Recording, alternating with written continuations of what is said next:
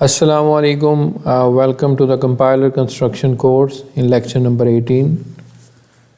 In last lecture, we discussed the predictive parsing and recursive descent parser, and we already discussed the basic concept of the descent parser हमने discuss किया, और उसके अलावा हमने last lecture में उसका जो प्रोसेस था उसको समझने की कोशिश की, जिसमें LL1 प्रॉपर्टी और दूसरी चीज़ें आई, और फर्स्ट सेट को कैसे कैलकुलेट करते हैं, फॉलो सेट को कैसे कैलकुलेट करते हैं। हमने वो अपनी तकरीबन जितनी भी फॉर्मलाइजेशन थी वो हमने लास्ट लेक्चर में कवर कर ली। मुझे उम्मीद है कि आप अपनी अपनी टेक्स्ट बुक से उसको पढ़ लिया होगा, और इस स्टेज के ऊपर आप उसमें जो उसकी एग्जांपल्स दी हुई हैं उनको भी आपने बखूबी देख लिया होगा। आज हम उसी चीज़ को आगे लेके हम एक नेक्स्ट टाइप का पार्सर डिस्कस करेंगे, जो कि टेबल ड्रिवन पार्सिंग है, वो हम इस लेक्चर से और स्टार्ट करेंगे। सबसे पहले हमने रिकर्सिव डिसेंट पार्सर देखा था, तो अब हम देखते हैं नॉन रिकर्सिव प्रेडिक्टिव पार्सिंग क्या चीज़ होती है। It is the possible to build a non-recursive the predictive parser. This is done by maintaining the explicit stack. हमें यहाँ पे इंडिविजुअल स्टैक को मेंटेन करना पड़ेगा, और स्टैक के बारे में आप बखूबी वाकिफ़ हैं अपने डाटा स्ट्रक्चर के कोर्स के हवाले से कि स्टैक क्यों इस्तेमाल होता है और उसका ऑर्डर क्या होता है। तो उसमें हम अब नॉन रिकर्सिव पार्सिंग देखने जा रहे हैं। तो उसमें सबसे जो पहली कैटेगरी आती है पार्सर्स की, वो टेबल ड्रिवन पार्सर्स हैं। ये बहुत इंपॉर्टेंट पार्सरिंग स्कीम्स हैं, इनको हम काफ़ी डिटेल से डिस्कस करेंगे। और LL1 प्रॉपर्टी से आप बखूबी वाकिफ़ हैं, जिसमें मैं ऑलरेडी लास्ट लेक्चर में काफ़ी डेप्थ के अंदर इसको कवर कर चुका हूँ। The non-recursive LL1 parser looks up production apply by looking up to the parsing table. Basically हमारे पास यहाँ टेबल ड्रिवन जो पार्सर होते हैं उनके अंदर टेबल्स दिए गए होते हैं हमें, और उन टेबल्स के अंदर प्रोडक्शंस होती हैं। हम उन टेबल्स की प्रोडक्शंस को देख के ये डिसाइड करते हैं कि हम कौन सा रूल फॉलो करने जा रहे हैं, और क्या हमने उसके एक टेबल की प्रोडक्शन हमारे पास आई उसके अविज़ हमने कौन सा स्टेप करना है, ये हम इसके अंदर स्टडी करेंगे। LL1 table one dimension of for the current non terminal to expand. हम क्या करते हैं, हम वन डायमेंशनल इनपुट में जाते हैं, या उसमें नॉन टर्मिनल अगर आया है उसको फर्दर एक्सपैंड करते हैं। And one dimension for the next token, फिर हम नेक्स्ट टोकन पे जाते हैं। तो हमारे पास टेबल में एक एंट्री होती है, उस एंट्री में एक प्रोडक्शन पड़ी होती है। यहाँ पे अब मैं आपको जो ग्रामर है उसको मैं दिखा रहा हूँ, और ये शॉर्ट फॉर्म में ग्रामर है। ग्रामर बिल्कुल वही है, लेकिन इसको हमने शॉर्ट कर दिया है, जो कि मैंने लास्ट लेक्चर में भी आपको दिखाई थी यही ग्रामर, कि ई को EXPR को ई कह रहे हैं, हम टर्म को टी कह रहे हैं, और EXPR प्राइम को हम ई प्राइम कह रहे हैं। इसी तरह फैक्टर है, टर्म प्राइम है। तो ये सारे हमारे नॉन टर्मिनल हैं, जो कि ये आपको इस गिवन ग्रामर के अंदर दिए गए हैं। ये अब मैं आपको प्रेडिक्टिव पार्सिंग का टेबल दिखा रहा हूँ। तो ये टेबल अब आपके सामने है। इस टेबल को अगर आप देखें तो इसमें जो कॉलम्स नज़र आ रहे हैं आपको, इन कॉलम्स के अंदर आपके पास सारे ये टर्मिनल्स हैं, ID plus multiply open parenthesis and closing parenthesis और डॉलर साइन, और रोज़ में आपको नज़र आ रहे हैं तमाम नॉन टर्मिनल। तो ये नॉन टर्मिनल हमारे पास वही ई प्राइम, टी और टी प्राइम और एफ़। तो ये हमारे पास इस तरीके से हम इनको शो करते हैं। अब आप देखें कि हर टेबल के अंदर आप देखें तो हमें एक प्रोडक्शन रूल मिलता है। जैसे ई और ID का जो सेल है, यानी ये जो इंटरसेक्शन सेल है, उसके अंदर मुझे ये एक प्रोडक्शन रूल मिला। ई और प्लस वाले सेल में मुझे कोई प्रोडक्शन रूल नहीं मिल रहा, और इसी तरह इधर भी नहीं मिल रहा, इधर मिल रहा है। अब ये प्रोडक्शन रूल इस टेबल में कैसे मैंने प्लेस किए हैं, इनका ऑर्डर क्या है, ये टेबल बनाना जो काफ़ी लेंथी प्रोसेस है, इसको हम लास्ट में जाके डिस्कस करेंगे कि ये टेबल कैसे बनता है। फिल वक्त आप इस टेबल पर गौर करें, और हम सबसे पहले ये जो टेबल पार्सिंग है या टेबल ड्रिवन पार्सिंग है उसको समझने की कोशिश करेंगे कि किस तरीके से इसमें से प्रोडक्शन रूल उठाए जाते हैं और फिर उनको फर्दर प्रोसेस किया जाता है।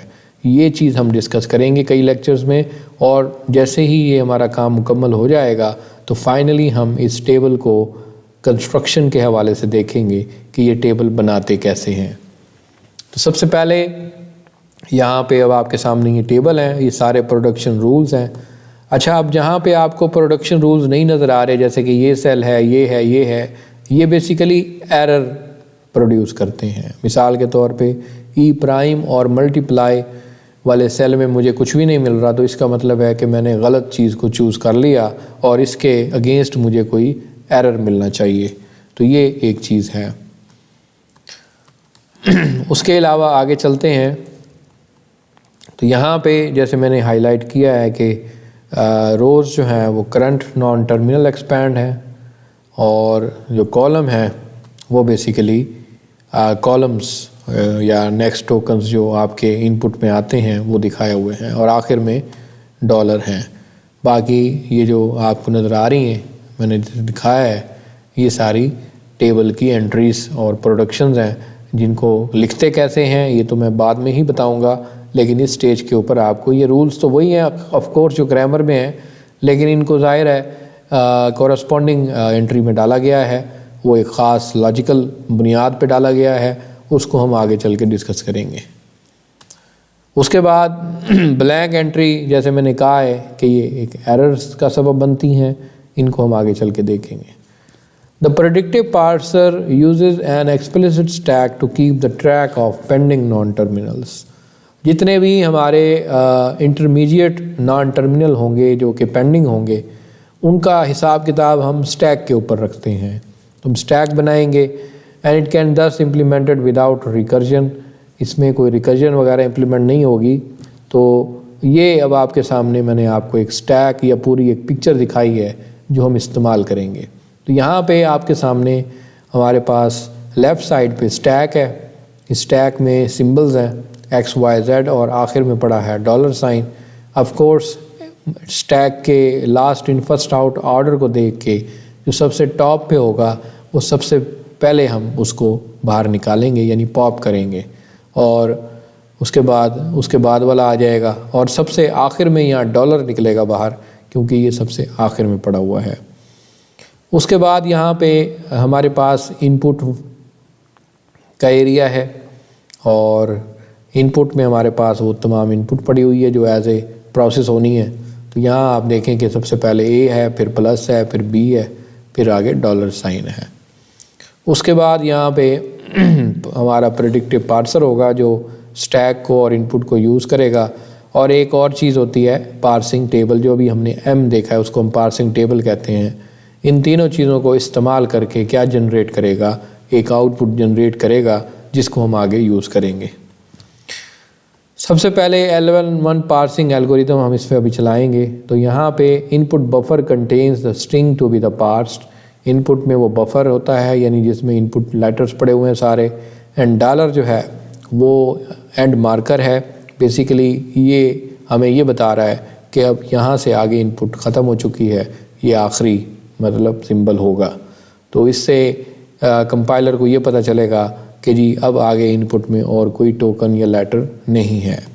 The stack contains the sequence of the grammar symbols, एक स्टैक पे एक तरतीब से जो ग्रामर के सिंबल्स होंगे वो पड़े होंगे। Initially the stack contains the start symbol of the grammar on the top of the dollar, शुरू में हम सबसे पहले स्टैक में डॉलर साइन डालते हैं और यही स्टार्ट सिंबल होता है, और फाइनली उसके ऊपर और जो लेटर्स आएंगे वो इस डॉलर के ऊपर पुश होंगे, and so forth. The parser is controlled by the program that behave follows। तो ये अब पार्सर कैसे चलता है, इसको हम कैसे कंट्रोल करते हैं, तो वो बेसिकली एक प्रोसेस है, उस प्रोसेस को हम देखेंगे। तो उस जो प्रोसेस की बात करें तो आपके सामने जो program considered as x symbol on the top of the stack and a the current input symbol. मिसाल के तौर पे एक्स हमारे पास स्टैक के टॉप पे पड़ा हुआ है, ए हमारे पास इनपुट सिंबल के स्टार्ट में पड़ा हुआ है। तो अब हमारे पास दो सिंबल आएंगे, एक्स और ए। अब हम ये एक्स और ए वाली एंट्री जाके देखेंगे टेबल में कि इसको टेबल में हमें क्या मिलता है। तो ये सारी चीज़ें हम करेंगे। उसके बाद देयर आर 3 पॉसिबिलिटीज़। यहाँ पे पहली पॉसिबिलिटी ये है कि हमारे पास अगर एक्स ए जो है वो उसमें डॉलर मिलता है, ठीक है, तो parser hearts and announce the successful completion. अगर हमें वहाँ पे डॉलर मिलेगा तो हम यही कहेंगे कि हमारा काम मुकम्मल हो गया है, यानी ये हार्ट स्टेट मतलब एक्सेप्ट और रिजेक्ट स्टेट में चला गया हमारा पार्सर। ये बेसिकली एक्सेप्ट स्टेट को जाहिर कर रहा है। उसके बाद अगर फ़र्ज़ करें कि एक्स और ए हम टेबल में गए, हमें वहाँ डॉलर ना मिला, हमें कुछ और मिला वहाँ पे, तो पार्सर क्या करेगा, एक्स को पॉप करेगा स्टैक में से और इनपुट पॉइंटर को नेक्स्ट सिंबल पे मूव कर देगा। यानी अगर हमें डॉलर ना मिला तो फिर हम क्या करेंगे, टेबल में हमें डॉलर नहीं मिला तो हम एक्स को बाहर निकाल देंगे स्टैक से और इनपुट सिंबल को आगे एक पॉइंटर मूव कर देंगे।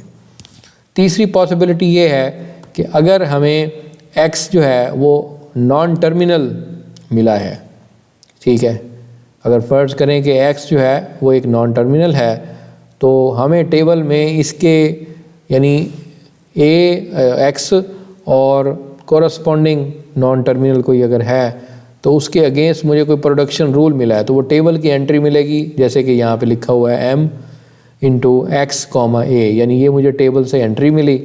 तो इस केस में क्या होगा, if the entry of the production x comma a is equal to x comma u v डब्ल्यू, यानी मतलब ये है कि हमें कोई वहाँ प्रोडक्शन रूल मिलेगा तो हम क्या करेंगे, the parser replace the x on the top of the stack.